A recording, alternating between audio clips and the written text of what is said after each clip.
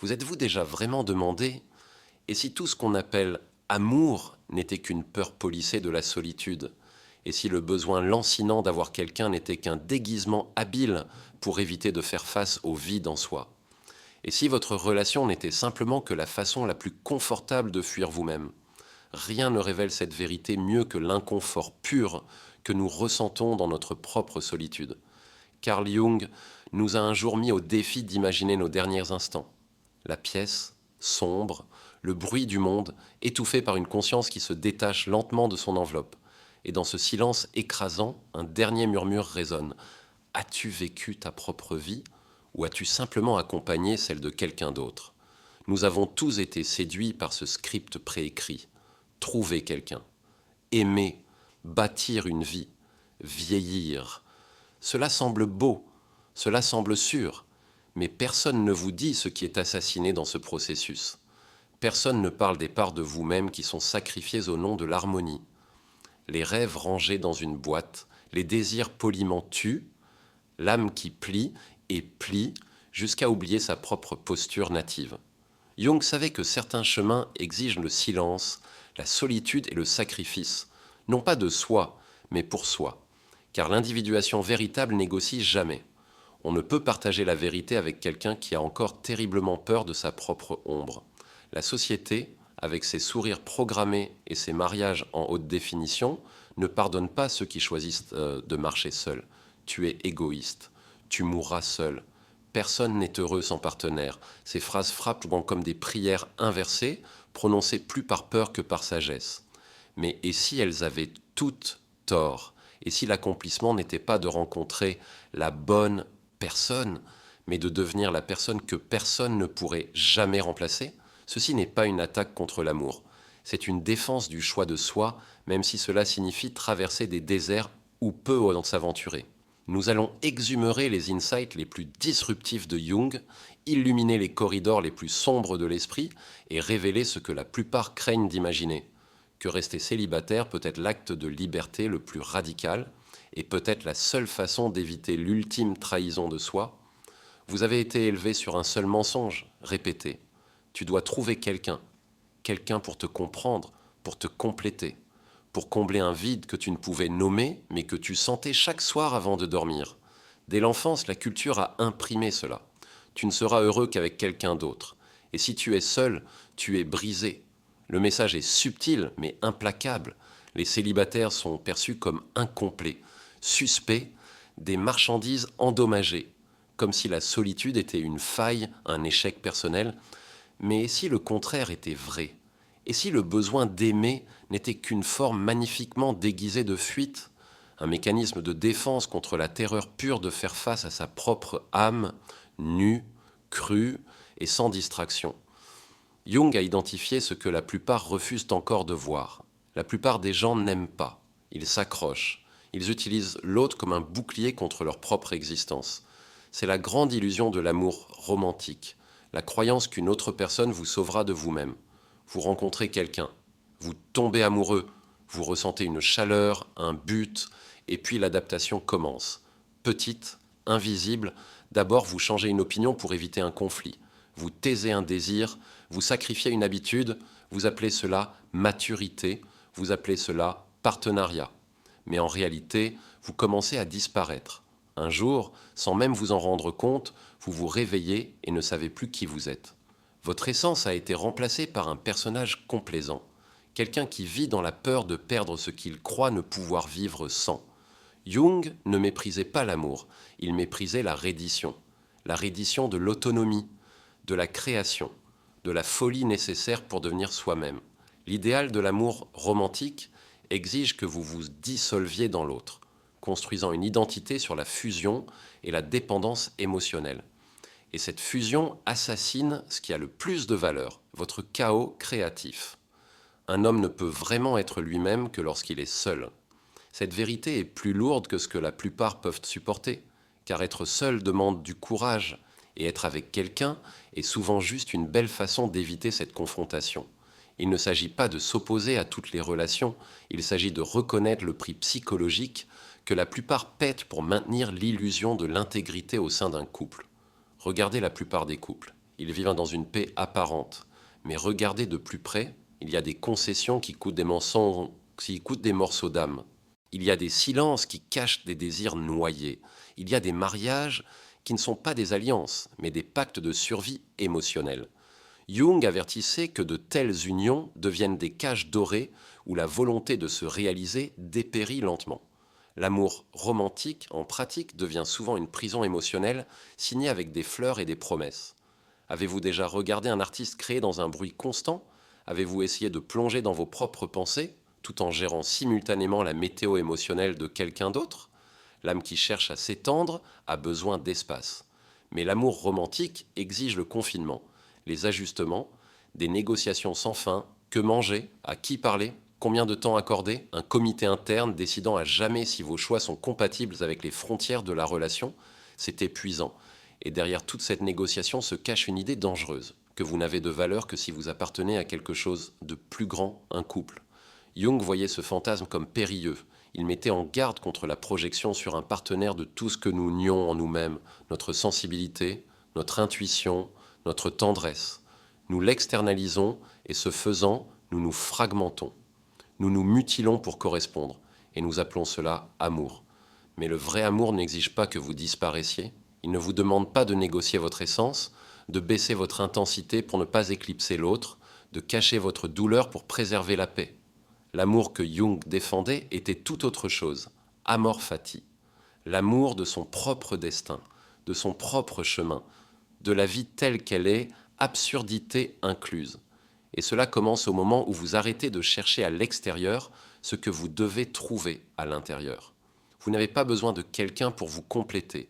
Vous avez besoin du courage de vous affronter vous-même, le courage de marcher seul quand tout autour de vous appelle cela échec. Car c'est précisément dans la solitude volontaire que l'intégrité naît et d'elle tout le reste.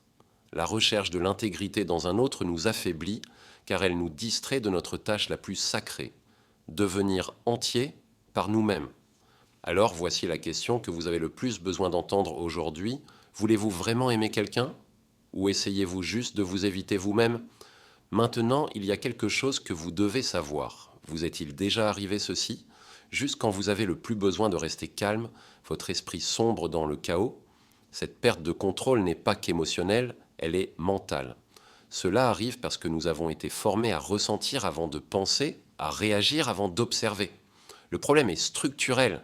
Personne ne nous a jamais appris à entraîner l'esprit comme un muscle.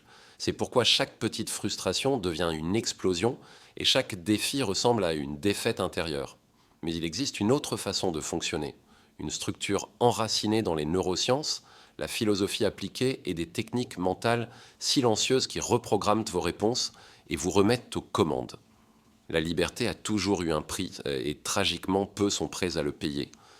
Être libre semble noble, inspirant, mais quand la réalité arrive, froide, silencieuse et sans garantie, la plupart des gens courent à se réfugier dans la sécurité du connu.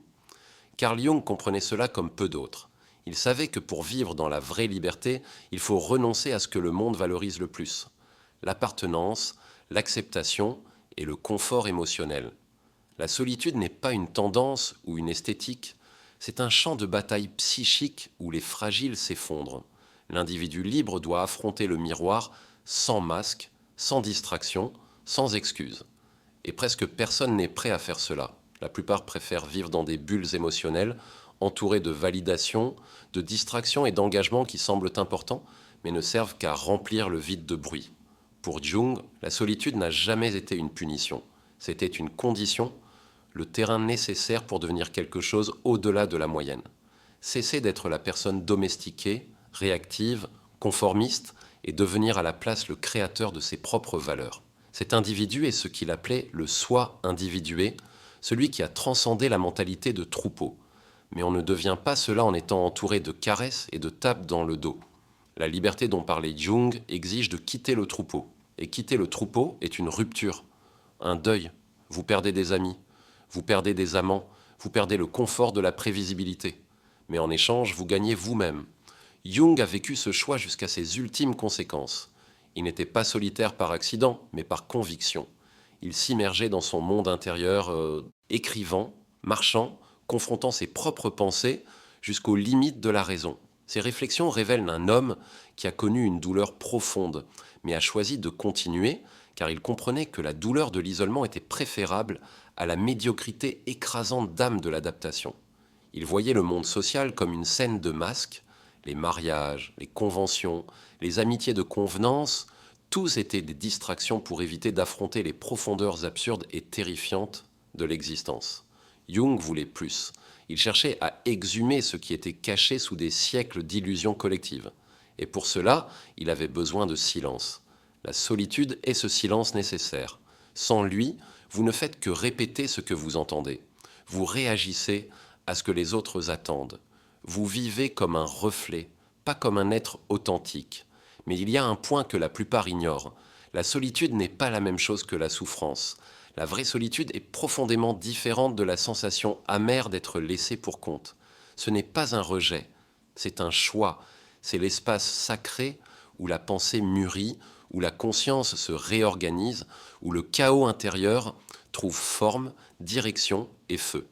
Jung disait souvent que nous ne devenons pas éclairer en imaginant des figures de lumière, mais en rendant l'obscurité consciente. Et une telle obscurité ne refait surface pendant des dîners romantiques ou des week-ends au centre commercial. Elle ne se révèle que lorsque vous êtes complètement seul, sans distraction, sans promesse, sans personne pour vous sauver de vos propres sentiments. C'est là que naît la vraie pensée philosophique. Et c'est aussi là que beaucoup abandonnent, car la solitude exige une structure émotionnelle que le monde moderne n'enseigne pas. Nous vivons dans une société qui récompense la connexion constante, le partage excessif et l'exposition publique de l'intimité. Jamais nous n'avons été si entourés, et pourtant jamais nous n'avons été si vides. Le silence terrifie car il vous force à écouter tout ce que vous avez évité pendant des années. Jung ne croyait pas que tout le monde était prêt pour cela. Il voyait le philosophe, le créateur, l'artiste solitaire comme l'exception, une déviation, une mutation. La plupart des gens ne veulent pas de liberté. Ils veulent une direction, ils veulent que quelqu'un leur dise quoi faire, quoi ressentir, qui aimer, comment vivre. La vraie liberté est insupportable pour ceux qui ne sont pas préparés. C'est pourquoi, quand vous commencez à vous distancier, les gens jugent. Ils disent que vous avez changé, que vous êtes étrange, que vous avez besoin de quelqu'un. Ils ne comprennent pas que vous ne cherchez pas quelqu'un. Vous cherchez de la profondeur. Vous cherchez la vérité.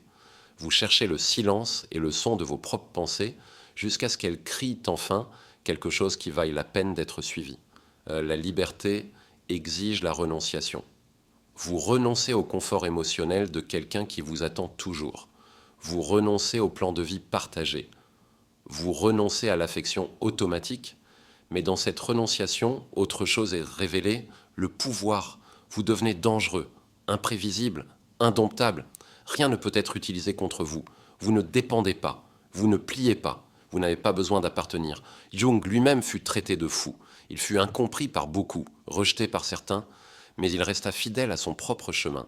Il ne vivait pas pour plaire, il vivait pour arracher les voiles, pour troubler la paix de ceux qui dormaient sous des mensonges hérités. Une telle vie ne rentre pas dans les moules traditionnels ni dans les relations bâties sur des contrats émotionnels. La liberté totale exige que vous soyez prêt à traverser des déserts sans compagnie, sans carte et sans la promesse du salut. C'est pourquoi Jung ne romantisait pas la solitude. Il la voyait comme un outil, une arme, une méthode de purification. Vous commencez à comprendre qui vous êtes vraiment quand vous n'avez plus personne à qui plaire, quand vous n'avez pas besoin d'expliquer vos pas, de justifier vos décisions ou de mesurer vos mots pour préserver l'équilibre émotionnel d'une autre personne.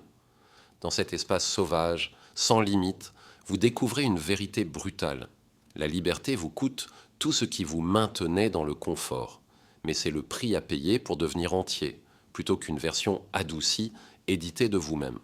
Le mariage est vendu comme l'accomplissement ultime de la vie adulte, la fin heureuse, la conquête finale, le trophée qui marque votre entrée dans le monde des complets.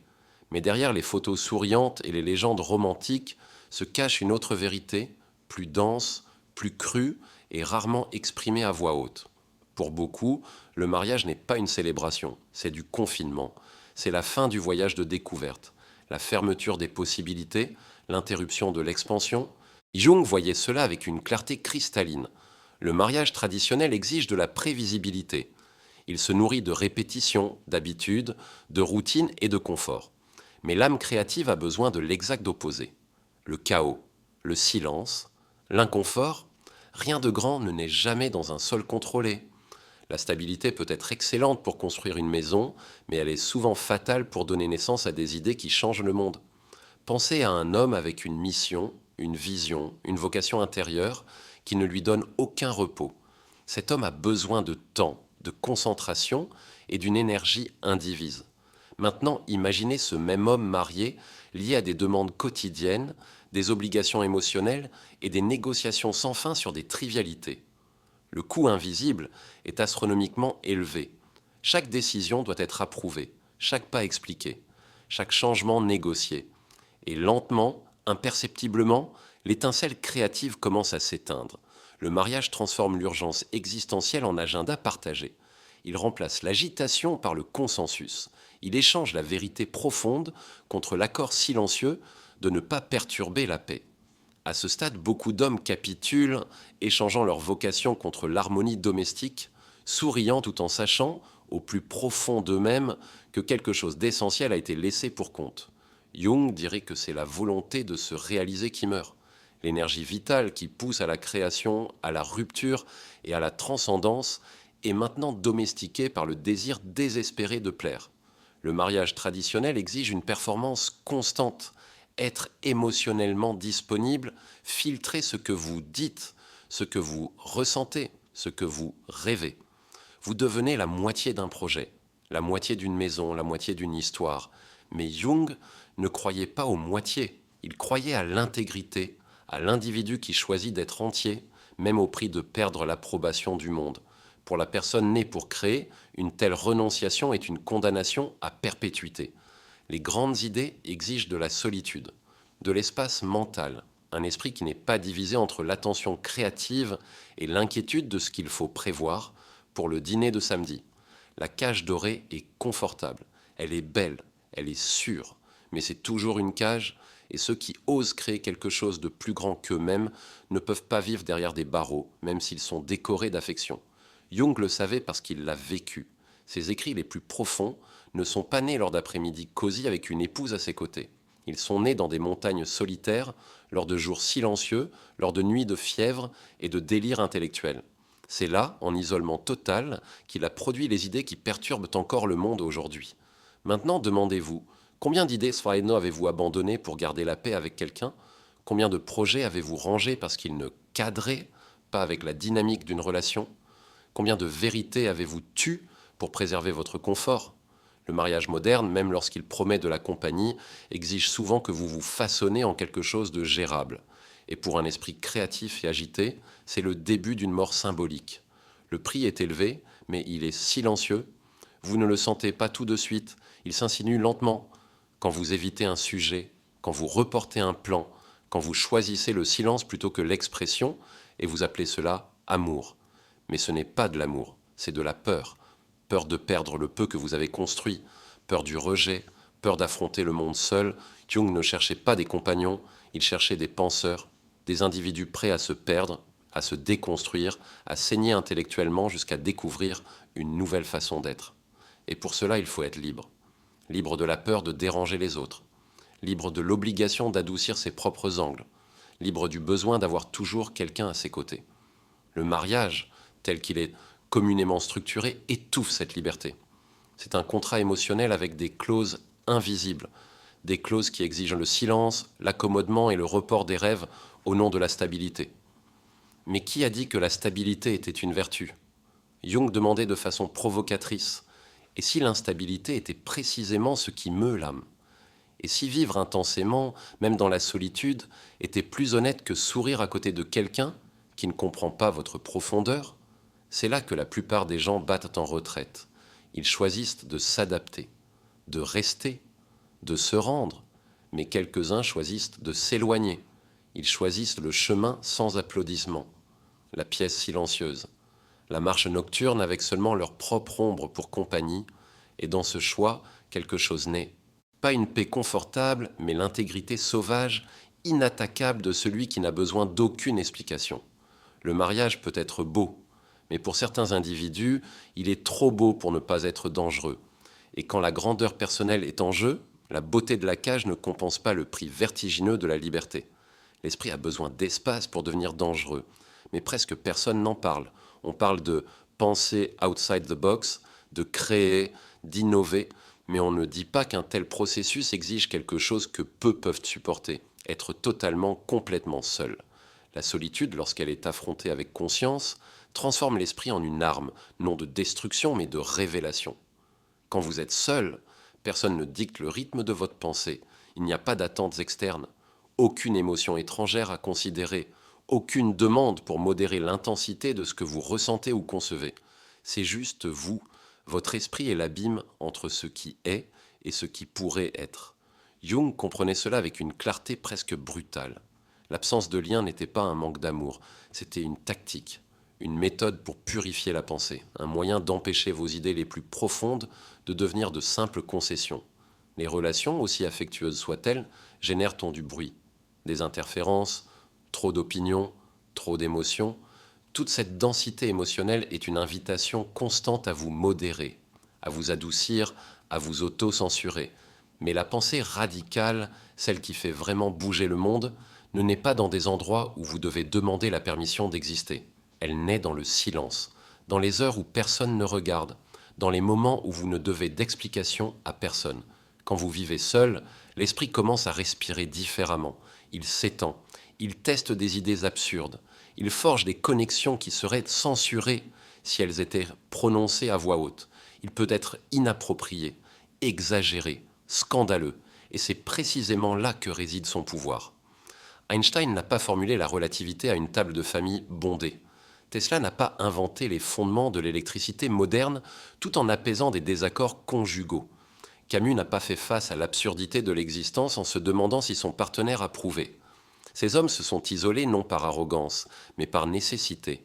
Ils savaient que certaines idées exigent un utérus psychique protégé, un environnement sans bruit, sans interférence émotionnelle, sans la surveillance constante de l'attente sociale.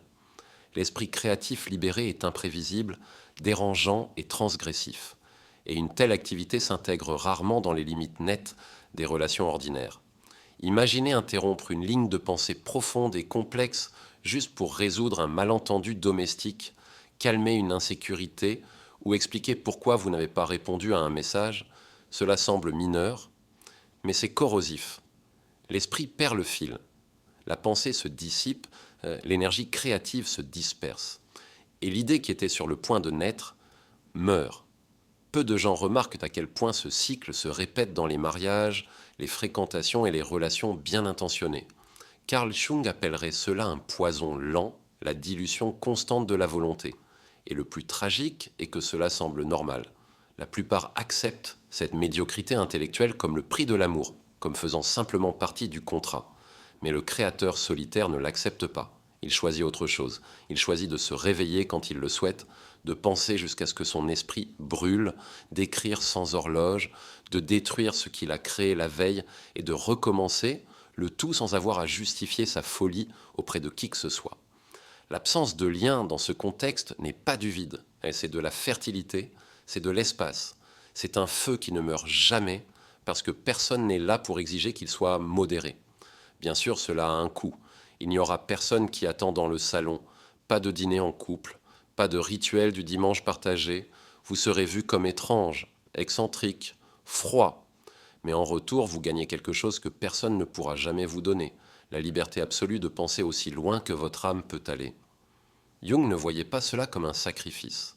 Il le voyait comme une mission, la tâche de penser l'impensable, de ressentir l'insupportable, de marcher jusqu'au bord même de l'expérience humaine et d'en revenir avec quelque chose de nouveau. Cette tâche exige un esprit libre. Et un esprit libre a besoin d'une vie non liée par le besoin désespéré de validation externe. Il ne s'agit pas de haïr l'amour. Il s'agit de comprendre que certains liens, aussi beaux puissent-ils paraître, étouffent la flamme même que vous devez garder vivante. Vous l'avez déjà senti. Vous avez eu une idée que vous avez dû reporter parce que quelqu'un vous demandait à ce moment-là. Vous avez interrompu une écriture intense pour une conversation en attente, un malaise à résoudre, une émotion à gérer. Personne ne vous y a forcé, mais vous y êtes allé. Et à ce moment-là, vous avez perdu quelque chose. Vous avez perdu un morceau de vous-même. Le créateur solitaire apprend à protéger cet espace comme un moine protège son temple, car il sait que la grandeur est subtile. Elle ne crie pas, elle n'insiste pas. Elle apparaît à des moments inattendus, et si vous n'êtes pas prêt, elle part. L'esprit libre est sauvage. Il a besoin de courir seul. Il a besoin de champs ouverts. Il a besoin de nuits blanches et de matinées lentes. Il ne rentre pas dans des emplois du temps partagés ou des appartements construits pour deux. Il veut déborder, brûler, détruire et reconstruire. Et surtout, il veut du silence, car ce n'est que dans le silence que le chaos trouve sa forme, et ce n'est que dans la solitude que la pensée devient vérité. Il arrive un moment où vous devez décider irrévocablement de quelle vie vous vivez, pas en théorie, mais en pratique. Car la plupart des gens prétendent être libres, mais vivent comme des employés des attentes des autres. Ils disent qu'ils choisissent par eux-mêmes, mais chaque pas est filtré par la peur du jugement, du rejet et de la solitude. Se choisir soi-même est plus qu'un acte de courage. C'est un acte de guerre, une déclaration silencieuse que vous ne négocierez plus votre intégrité. Jung savait que ce choix a un prix. Au moment où vous décidez de vous placer au centre de votre existence, tout ce qui orbitait autour de vous par commodité commence à se déstabiliser. Les gens s'éloignent, les plans s'effondrent, les relations se brisent, mais ce qui reste, c'est vous, à vif, libre et enfin entier. La plupart des gens ne veulent pas de ce genre de liberté. Ils veulent la version éditée, la liberté qui vient avec un manuel, avec une affection garantie, avec une bande-son réconfortante. Mais la vraie liberté est brutale, elle est vide, elle est dangereuse. Elle ne vient pas avec des applaudissements, elle vient avec le silence et avec la responsabilité totale de chaque choix que vous faites. La vraie souveraineté ne consiste pas à diriger les autres. Il s'agit de ne pas être dirigé par personne, ni par la culture, ni par le manque, ni par la peur. Vous savez que vous êtes sur ce chemin quand vous arrêtez de demander si les gens sont d'accord avec vos décisions. Quand vous commencez à vivre sans demander la permission. Quand vous dites non et ne ressentez aucune culpabilité.